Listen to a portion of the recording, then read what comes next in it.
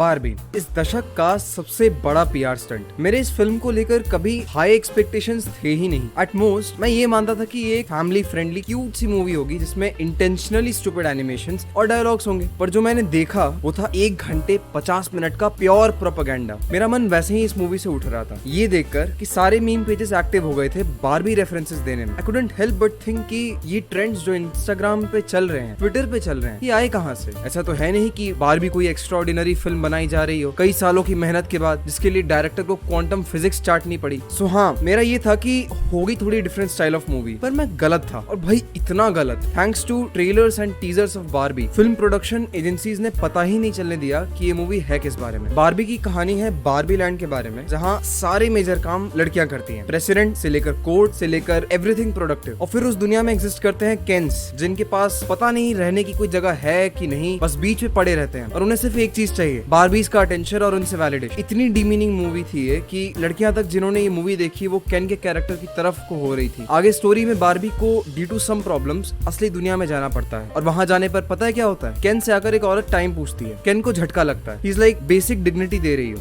जो कि उसे कोई भी नहीं देता था बारबी लैंड में। उसे रियल वर्ल्ड में दिखता है कि मेजॉरिटी ऑफ द वर्कफोर्स आदमियों से बनी है and they command respect, unlike Barbie land जहां वो बेइज्जती जिल्लत के अलावा कुछ नहीं पाते। एंड गेस व्हाट, बारबी हर 2 कदम चलने के बाद ये कह रही होती थी कि दिस इज वियर्ड, यहाँ इतने आदमी क्यों हैं? आई मीन क्योंकि वो 50% अर्थ शेयर करते हैं और सिर्फ बीच पर नहीं पड़े रहते। ये मूवी इतनी ज्यादा प्रीची है कि औरतों के ये दर्द हैं, वो दर्द हैं, जो कि मैं मानता हूँ, मैं डिनाई नहीं करता कि toxic masculinity, domestic violence, harassment होता है और ये गलत है। पर जो पर्सपेक्टिव इस मूवी ने बांधा है मेन का कि वो सिर्फ मनी ओरिएंटेड रूड एसोल्स होते हैं जिन्हें इजीली मैनिपुलेट किया जा सकता है, ये मूवी वही सारी गलतियां स्क्रीन पे बड़ा बड़ा दिखा रही है जो आज हर पिंक हेडेड सूडो फेमिनिस्ट करती है। औरतें ऑल परफेक्ट होती हैं, they can be anything they want, they are all smart, brilliant, adventurer, genius, self sufficient, all rolled into one. And somehow ये ऑल स्मार्ट बारबीज केन के कहने पर वो सब कुछ भूल जाती हैं और उनके नौकरों की तरह काम करने लगती हैं। आई मीन क्या कह रहे हो? अकल है कि कुछ भी लिख दिया? बारबी का कैरेक्टर आर्क इतना खराब था कि केन का आर्क अच्छा लगने लगा। जब मूवी के एंड की तरफ केन ये रियलाइज करता है कि वो बारबी के बिना भी कुछ है और उसे ढूंढना होगा कि वो कौन है। सी,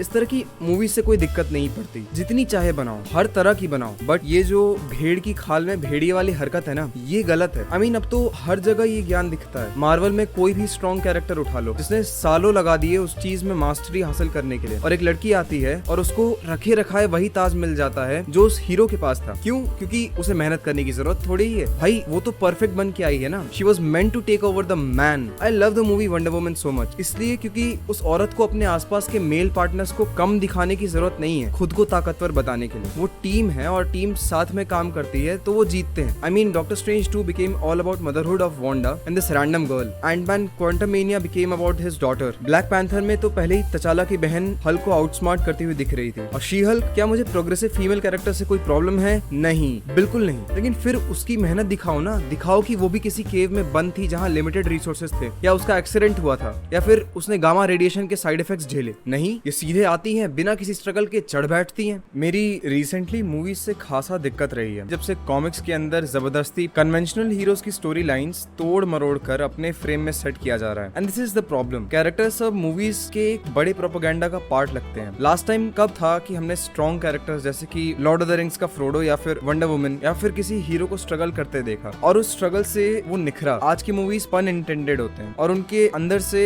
हीरोइज्म के लिए सीरियसनेस रख पाना मुश्किल है। इक्का दुक्का नो वे होम जैसी मूवीज आती हैं एंड दैट्स ऑल। अब कैरेक्टर्स अपने एजेंडा को पुश करने को बनाए जाते हैं। फेमिनिज्म को भी तोड़ मरोड़ कर एक अजीब शक्ल दे दी गई है इन फिल्म्स में, और इस पर काफी चर्चा की जा सकती है कि हॉलीवुड मूवीज अपना एसेंस क्यों खो रही है। पर अभी के लिए बारबी से मेरी असहमति उसके गर्ल पावर रिप्रेजेंटेशन से नहीं है, उसकी राइटिंग से है, जो जैसे तुम्हारे ये बात गले के नीचे ठूसना चाह रहे हैं कि मेन आर डम क्रीचर्स जिनकी एग्जिस्टेंस मीनिंगलेस है and women can handle everything on their own. I mean सारी खामियों और दोषों के साथ जो मर्द इस दुनिया में लेकर आए हैं, उसके अलावा जैसे इन्हें दिखता ही नहीं कि क्या कुछ दिया नहीं है इस other half of human species ने, from architecture, science, philosophy to whatever you can look at. So हाँ, I personally didn't like this movie much. You go girl movie थी ये, बस तुम कुछ भी कर सकती हो, यू स्ले क्वीन, चाहे क्वीन को उपराष्ट्रपति का नाम भी याद ना हो, पर वो कर कुछ भी सकती है।